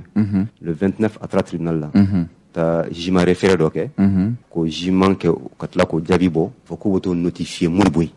ko pour que assemblée in kana kɛ ka bɔ a ma baara kan ka kɛ le 31 le 29 nin kɛra 30 ici ye Modibo wele ko papier dɔ b'an bolo k'a d'i ma k'i bɛ min a ko n bɛ so n bɛ yɛlɛma dɛ a ko k'ale bɛ Bamako de k'an b'a kɛ cogo di a ko ne kɔni bɛ n ka so n bɛ yɛlɛma dɛ après Modibo ye avocat wele avocat yɛrɛ ici wele a ko ka na n'a ye a ka taa yɔrɔ la ici taara bila mairie la yɔrɔ jumɛn mairie k'a taara bila mairie la n t'a dɔn c'est quoi ani avocat ma ɲɔgɔn ye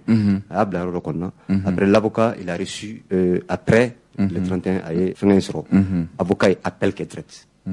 à la cour d'appel avec tous les documents. Assemblée générale yɛrɛ kɛra le 31 juillet. Au sein des faits, moi j'ai eu la chance ka don tuguni bureau kɔnɔ parce que o b'a yira na ko depuis taara i bɔra fɛn ɲɛma vraiment ko bɛ ka caya trop donc u ye n ta kan kɛ dɔrɔn vice président ye. Kosɛbɛ. Avocat kelen ka appel kɛ cour d'appel la. Cour d'appel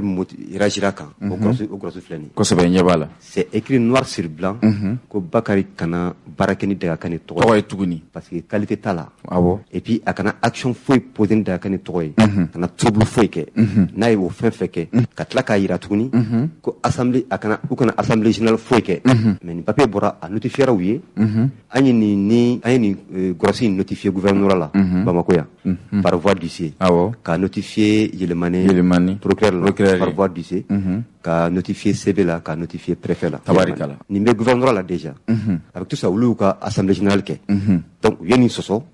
u kɔni ɲɛ t'u ka kɛ u y'o kɛ u y'o document de ta assemblée générale document de ta ka taa bila gouvernorat la tuguni Bamako o y'a sɔrɔ nin gɔrɔsi kɔni bɛ yen o fana la on ne sait pas par quel moyen comme n y'a fɔ n k'i b'a sɔrɔ il a un circuit là-bas o document nin donna u y'o traité ka tila ka récépissé la bɔ n'o ye ani dɔ in numéro fana bɛɛ kelen ni ko numéro kura de don mais ça fait allusion à l'ancien récépissé fɔlɔ numéro la quoi a bɛ comme association kelen de don o bɔra dɔrɔn olu nana dɔrɔn u y'a publié ils ont communiqué là-dessus aw kɔni ye mun ye o y'a sɔrɔ original bɛ aw bolo ka ban original b'an bolo tabarikala o tun y'a sɔrɔ an kelen ka assemblée mun kɛ an y'a document la don préfecture la Yɛlɛmani parce que an tun y'a la don gouvernorat la yan gouverneur ko komi assemblée ye résolution dɔ ta ko parce que assemblée ye résolution saba de ta résolution fɔlɔ o ye Bakari ni mɔgɔ 18 de gɛn a bɔ session kɔnɔ olu exclura carrément k'u bɔ a la u sen t'a la tuguni olu sen t'a la pewu a résolution filanan ko ka siège bɔ Bamako ka yɛlɛma Yɛlɛmani k'a gɛrɛ Yɛlɛmanidenw na o de y'a kɛ cogo ɲuman ye tabarikala donc o document bɛɛ déposera an tilala assemblée générale la an ye document la don gouvernorat la gouverneur ko comme siège yelemana yelemane comme maintenant document ça relève de cahier. Très bien. Elle fait un document bêta avec bordereau d'envoi. D'accord, un document bé ka chikata gouverneur ma cahier fana ko c'est le chef lieu de cercle qui gère fana yata ka envoyer le préfet ma. Tabarikala. Préfet yata ka lagé et ko y a un contentieux quand le service c'est bon flop parce que ka avocat appel que encore effectivement c'est vrai. On a attendu 2 mois à peu près. Faut grossi bolna on a notifié le préfet là. Aka so ngari c'est bon. Waso nunga document be gouverneur là. Obuka afanga yini. Ndu grossi notifié nembu fa ufi. Bon mon kalama do luka récipicé do fona bora indukuni. Anga récipicé bora yelemane et une semaine je sais pas combien de temps après, on va nous faire récipicé do sera en fait. On doit être gouverneur là bon ko. Encore mais qu'est-ce qui ne va pas. On m'a une femme. Oka chef do be taf kam moto fo orola on tra yininga si anko chef wa maseka ni fam gosi fleni ici mu ya décharger a décharger copie fleni mon déposer fi ko way kay ni mo bon gouverneur da kan document munta ou tikata kay au bordereau d'envoi fleni RD ga signature fleni ako wa kala da be blagata mo bon gosi ko ko yasoro mo mun selen bakuno ma fo ko il est interdit de toute assemblée générale mo men nous du assemblée générale doké or que nin grossi bu balala non seulement yake ou tla ko document ta kana di ema et ndun tege de ye ni document num beta ko envoyer kay grosso fana na gouverneur la domina et le fana yasro ya confirmer ki yasro ki yakon nakala ngobe avec ko limbla na ngabe ke tukudi ko ko vraiment ko yin rebe tukum natan beta kuma chama ko choroba do wi insister des députés do wele parti politique do wele ngo ninte parti politique ko amote parti président amote politique président ango association de olu be wolli ke ka mun pression ke aywa papier fle nyokoro grosso fleni a notifiera au moins et era bolo de document beta ko tikata kay mais récépissé kura bora amase ka fam bon association c'est a tsika ke ni papier fly o tsika ke fiu donc ay ci fa na voilà le gouverneur s'est rendu compte ni ko tiara gouverneur a donc faut vraiment ko dobi directement gouverneur est enquêté mené au sein même du gouvernorat a une décision d'annulation d'obo. La décision flânée. Le gouverneur il a annulé carrément la décision. Même des récépissé quoi mon diruma. Récépissé quoi mon dira bagar jambu nunuma. Voilà. Gouverneur y seben frabo ka foko dans sigi kerawla. Nanga article premier. Il est constaté que les manœuvres insidieuses ont conduit à la délivrance du Qatar du récépissé numéro 1099 du 3 décembre 2014 de l'association Claude de l'Offense avec les manettes de Gakane. Aoko aya remarqué para tchejugu dokra bara ngolon dokera pour que ça duplicata bo article flana aucune modification du récépissé numéro 1099 du 3 décembre 2014 de l'association de Gakane de Yelemane n'a été opérée jusqu'à la demande de son transfert à Yelemane. Aoka karola modification foi marqué murbo ka papier na papier foi manga bo akofe faut domina afrako ka siège bo bama ka ta Yelemane. Article 3 le transfert du siège à Yelemane de la dite association par le président détenteur de l'original. Ko ka siège bo bama ko katana Yelemane o lanin kira mo venu murbo nene dukure ni papier pa balawak va le boulot a été obtenu suivant le récépissé numéro 2021 au Osrola ni récépissé courant de manière préférée récépissé mbo donc normalement siège techniquement que bon ko antuni quand ta Yelemane parce que siège Yelemane a papier bora article 4 la même et unique association pour le développement du cercle Yelemane de Gakane ne saurait avoir son siège à Yelemane et à Bamako ako tuka shidela de Gakane à siège manga ke Bamako en même temps Yelemane adme Bamako de assemblée générale a décidé que ta Yelemane a tara infana ko donc ko siège flamanga kala fait sika ke Bamako mu Bamako o Yelemane abana article 8 et 5 là, en conséquence, le récépissé modificatif 051, où il y a du 10 novembre 2021, de l'association de Gakane, dont le siège est à Bamako, est annulé dans toutes ses dispositions. Tabarikala. Koraye olu ko nga association falaki de boulou. Tikatala. Venez d'Afode. La présente décision qui prend effet à compter de sa date de signature sera enregistrée et communiquée partout où besoin sera. Depuis le 15 novembre 2021. C'est Gatala. Non, que la 6 ans, c'est moi, ça, quoi, ça, fly. C'est des fly. Mais, moi, des pays, ou que, comme, mais il y a ça, parce que, Aramade, ni, derrière la Koju, il va être ça, ça, ça. Ni là, je pense que justice est quand la fin de parce que, Aramade, tout à qui jo justice une fois n'était sama nebe encore d'accord là nul n'est au-dessus de la loi mo chité serani nous yeren dabali ban dobu nyema ko juricier un certain Sogodogo qu'on a signé une conférence de presse là et comment d'offre mais lui il va arriver au prévu ni kadama dans les jours à venir parce que le fait que ni manga mu yere be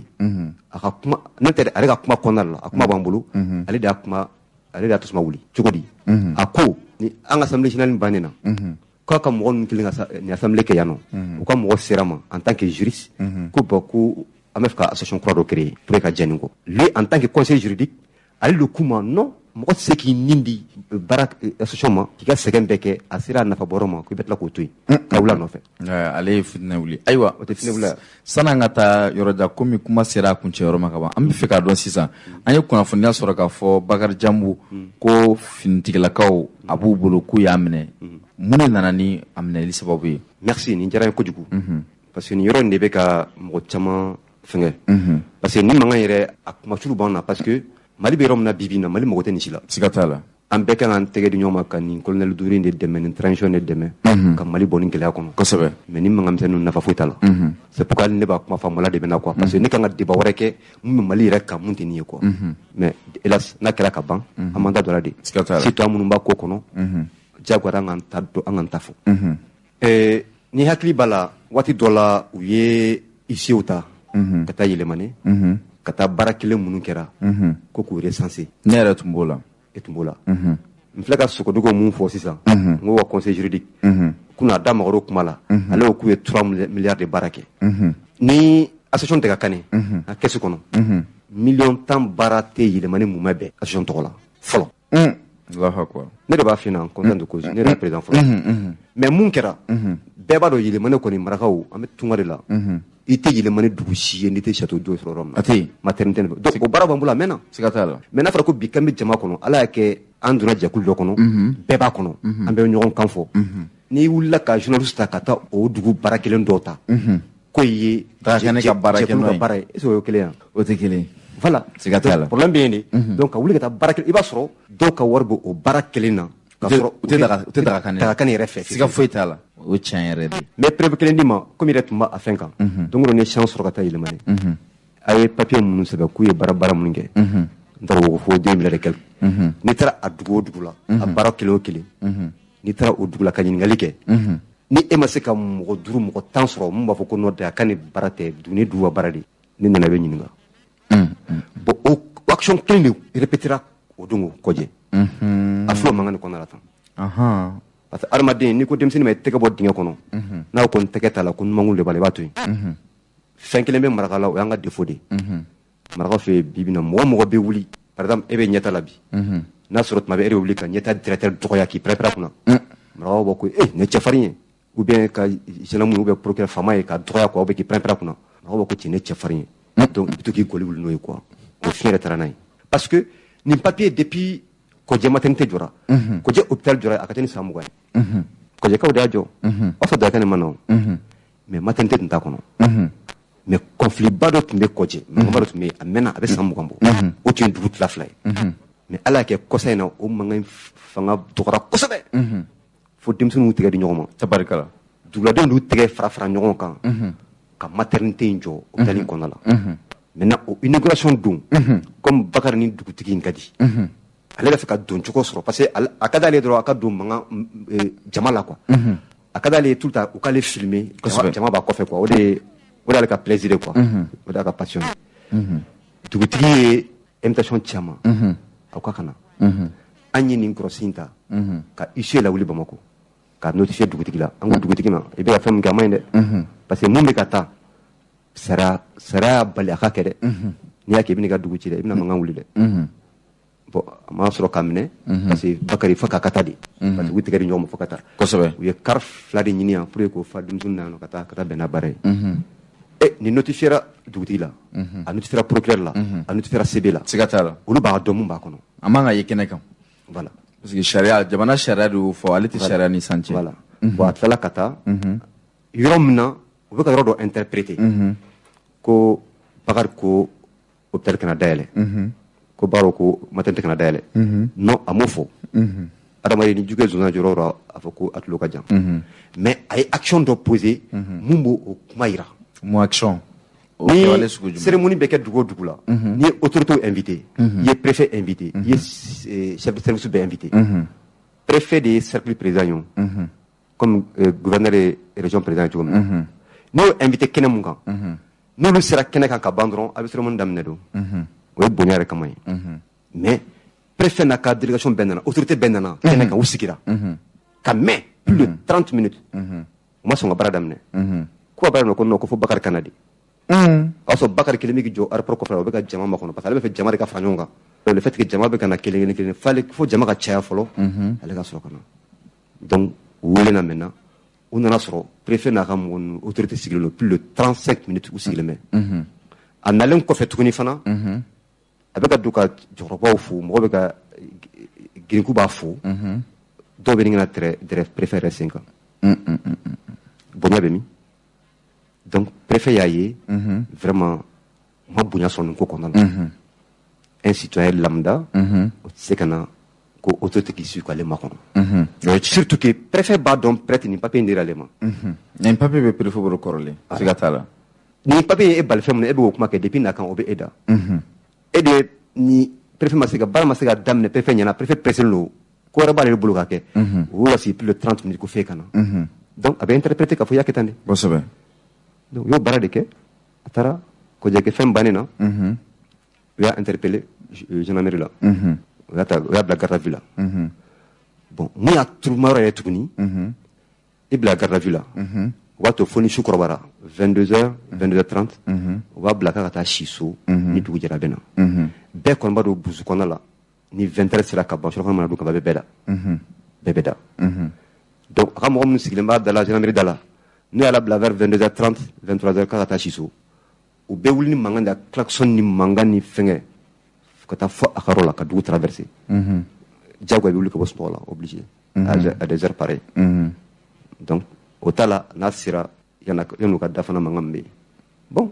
garde à vue de la bala comme procureur il m'a procureur a teno avec fallait avec congé la France donc garde à vue bana ou ka mairie ou ya confier ou ka dugu maire la ko ina beta nam mo bala ina bena o asro ou ka dugu la artiste dobe o met les fla nyana jelay da ko mbaro buzgola ko ni nyana joko mais surtout artiste mo ko dum moy ali ko no sugo bena puisque à la cadre tout le temps jama birom nanga tayno kuma sari ko mo kan jama chela il a fait tout pour que ani meringa segata o dugula parce que areka dugurido donc atara indi o taramne wasro so wulla kay kana tara jinom de wasro so mado on a demandé o yamdo la katana kay tana kay ji génération yamne o yabla mandari dopula yana katla enquête là maintenant aka munu fa ban no fait complice là je pense que ji génération kon baka barala en tout cas il est temps maintenant que fin d'obé parce que ali amnenen ko fait lettre de flène nya tu as publié na page kan où tu as fait couper na consulat mena français follow la quand au président là en 2014 2015 andela ka mouvement baké ka consulat wasam anga chan wasam bébé on fait donc français consulat ba america fo judge et c'est follow fanga ñu on était wa mais lui l'oublie ou le tardon ka fako bi les 95% le be kantle nabi mais lu ko ni fitinu mo wole donc maintenant notre petit consulat ka fo nous ka action munke ce n'est pas de kakane tabarikala ils se prennent comme de kakane donc en fait action fait ka poser ka fo un trop tien ka son article direct quoi d'accord parce que action faut poser mumbe et demande de stabiliser ay wa ka kuma in kunce sisan nga baro sigi kunce mune be ebisugo fo wule kana association yelemani daga kane tondeum ani yelemani ere jamana dembe ka se ka do da kelen fe ka bo da kelen fe i be se ka mu fo da kurunye dama na kuma kunce kuma la merci bien une question dirait ko jugu nyo de fongo faut être bien de beau et puis j'ai toujours dit ça j'ai toujours prôné pour la paix et la réconciliation telin kuma kanka anna ton be galon kan fili kuma redum absa kere ali mu rebe bulla bi no bakal jambuye nu na nga siya nga boro ka be kalo no absa ka kula ke anna sa ku jubare ka patane jo shara nyama surtout justice ka to show de bo eki dicida digit kola ma no ndé dans mais la de la ka ko no ambani ni surtout munumba en offre ou kana alvida elendo ou kana nga siki kosobe c'est-à-dire que faut être ben de beau kunna tun bɛ ɲɔgɔn fɛ cogo min na foyi ta bali kan ka ɲɔgɔn fɛ tuguni o mais dusubaya in ye k'a fɔ n ye nin de fɔ n ye nin tɛ wuli ka bɔ a kan fo k'o de ka to yen ni sigi kɛra baara tɛ se ka kɛ mun kan mun tɛ bɛn par exemple tout le temps k'i ka fɔ i kɔgɔ da état kɔgɔ la ou bien k'i o bɛnkanci wale ninnu olu kɔni tɛ o tɛ muso la ha a ye n'an k'an sigi k'an ɲɛsin yɛlɛmani ma pour le développement tɛ yɛlɛmani foyi tɛ bɛn de bɔ surtout Mali kura min bɛ yen bi o kana dayɛlɛlen don voilà merci an b'i fo merci bien Kulubali i ka teli bi dɛ yanni min n bɛ taa agence Kuba Voyage la Kuba Voyage wa awɔ